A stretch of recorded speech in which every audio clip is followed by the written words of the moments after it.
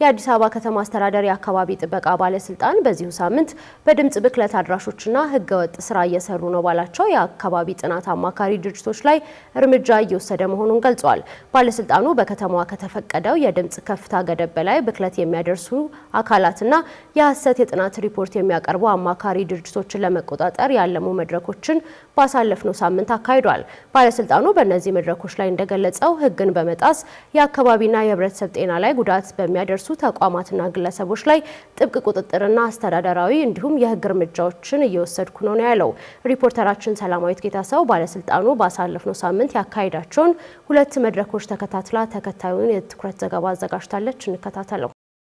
የአዲስ አበባ ከተማ አስተዳደር የአካባቢ ጥበቃ ባለስልጣን በከተማዋ የተለያዩ ብክለቶችን የሚያደርሱ አካላትና የሐሰት የጥናት ሪፖርት የሚያቀርቡ አማካሪ ድርጅቶችን ለመቆጣጠር ያለሙ መድረኮችን ባሳለፍነው ሳምንት አካሂዷል። ባለስልጣኑ በእነዚህ መድረኮች ላይ እንደገለጸው ህግን በመጣስ የአካባቢንና የህብረተሰብ ጤና ላይ ጉዳት በሚያደርሱ ተቋማትና ግለሰቦች ላይ ጥብቅ ቁጥጥርና ህጋዊ እርምጃዎች እየወሰደ መሆኑን ገልጿል። የአካባቢ ጥበቃ ባለስልጣን በመዲናችን አዲስ አበባ የድምጽ የፍሳሽና የአየር ብክለት በስፋት የሚታዩ ችግሮች መሆናቸውን የገለጸ ሲሆን በተለይ የድምጽ ብክለት የጎላ ድርሻ ይዛል ብሏል። ታዲያ እነዚህ ብክለት አድራሾችና ተበካይ ማህበረሰቦችን ባሳተፈው የፓናል ውይይት ላይ እንደተገለጸው በከተማዋ ከተቀመጠው ገደብ ያለፈ አላስፈላጊ ከፍተኛ ድምጽና ጫጫታ ከጊዜ ወደ ጊዜ እየጨመረ ይገኛል። የባለስልጣኑ የአካባቢ ህግ ተከባሪነት ዳይሬክቶሬት ዳይሬክተር ለሜሳ ጉደታ ድምጽ ለሰዎች እንቅስቃሴ አስፈላጊ ቢሆንም ከተቀመጠው ገደብ ሲያልፍ ግን ከፍተኛ የጤና እክል ያስከትላል ብለዋል። ድምጽ ምንድነው ድምጽ የምትሉ የሚሉ ሰዎች ጉዳቱን በደንብ መረዳት አለባቸው ማለት ነው። ከፍተኛ የሆነ የጤና ጉዳት አለው። የነርቭ በሽታ ያመጣል፣ የጮጋራ በሽታ ያመጣል፣ የደም ግፊት ያመጣል። ሴቶች ደግሞ የተዛባ ፊዚካል ያላቸው ልጆች እንዲወልዱ ያደርጋል። መሃንነትም ያመጣል ወንድም ሴትም ላይ። ለከፍተኛ ድምጽ ለረጅም ጊዜ ተጋልጠን ስንኖር በስራ ጉዳይ ምክንያት የሆነ ረባሽ አካል ጎረቤታችን ስለገባ ከፍተኛ የሆነ የጤና ጉዳቶች ይመጣሉ ማለት ነው። ዳይሬክተሩ አክለውም ህግን አለማወቅ ከተጠያቂነት የማያድን በመሆኑ ማንኛውም የንግድ ተቋምም ሆነ ሌላ አካል በህግ ከተቀመጠው በላይ ድምጽ ማሰማት እንደሌለበት አሳስበዋል። እርምጃዎቹ የሃይማኖት ተቋማትንና ሆስፒታሎችን ጨምሮ በማንኛውም አካል ላይ ተፈጻሚ እንደሚሆኑም ተጠቁሟል። እርምጃዎቹ በሰፊው እየተወሰዱ ቦታ እንዲቀየሩ የሚደረጉ ተቋማት ጭምራሉ ማለት ነው። የታገዱ እዚህ ቦታ ላይ እንዳሰሩ ተብሎ ህጎቻችን ስለሚፈቅዱ ወንጀልም ጭምር ነው። ከ5 ዓመት ያላነሰ ከ10 ዓመት ያልበለጠ አካባቢን የበከለ የስራት ቅጣት አለው ይላል። በድምጽ የበከለ በፍሳሽ የበከለ አየሩን የበከለው እስከ 10 ዓመት ማሳሰር ይቻላል ማለት ነው።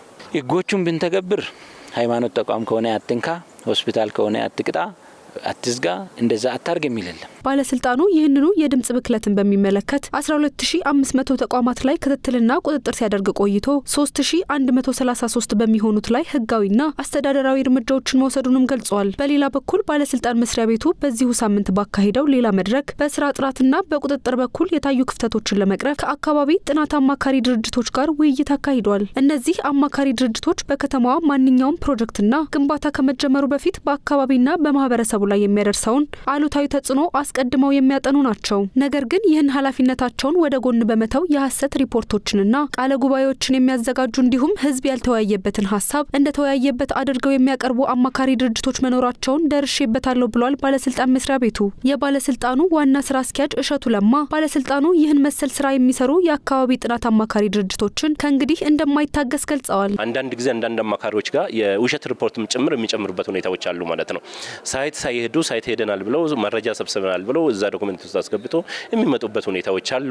አንዳንድ ጊዜ አንዳንድ ዶክመንት አዲስ አበባ ላይ የሚሰራ ፕሮጀክት ሆኖ ሌላ ክፍለ ሀገር ጭምርም የሚጠላበት እና አጠቃላይ ኮፒ ፔስት መሆኑን የሚያሳዩ ጉዳዮች ያሉበት ሁኔታዎች አሉ። ህብረተሰብን ሳወያዩ አጠቃላይ የህብረተሰብ ውይይት አድርገናል፣ ፐብሊክ ኮንሰልቴሽን አዘጋጅተናል ብለው የውሸት ቃለ ጉባኤ ጭምር አዘጋጅተው የሚመጡ አካላት አሉ ማለት ነው። ይሄኛውን በደንብ አድርገን ለይተን ማን ምን እንደሰራ ከነ ስህተታቸው አሳይተናል ማለት ነው። ይሄ በቀጣይነት የተጠያቂነትም ስርዓት የሚያሰፍን ነው የሚሆነው ማለት ነው። እነዚህ የጥናት አማካሪ ድርጅቶች በበኩላቸው የአካባቢ ጥበቃ ባለስልጣኑ የቁጥጥር ስርዓት የላላ መሆኑን ነው የተናገሩት። እነዚህን ችግሮች ለመቅረፍም ባለስልጣኑ ፍቃድ ያላቸው 180 ያህል አማካሪ ድርጅቶችን በማህበር አደራጅቶ በበላይነት መቆጣጠር እንደሚገባው ነው የጥናት አማካሪ ድርጅቶቹ የገለጹት። ዋናው ኢፒኤ ነው፣ ኮንትሮሊንግ ቢሮ ነው እንትን ማለት ያለበት እንጂ አንዳንዱ አማካሪ የሚያመጣው ነገር አይኖርም። ምናልባት የሚመጣለትን ስራ ሰርቶ ከማስረከብ ግን ሰርቶ ሲያስረክብ በትክክለኛ ስራ ነው ወይ ሰርቶ ያስረከበው የሚለውን ኮንትሮል የሚያደርገው ያው ኢፒኤ ነው። አሰሪውንም ቢሆን ኢንቨስተሩንም ቢሆን ኮንትሮል የሚያደርገው ኢፒኤ ነው። ስለዚህ ኢፒኤ ነው መጠናከር ያለበት።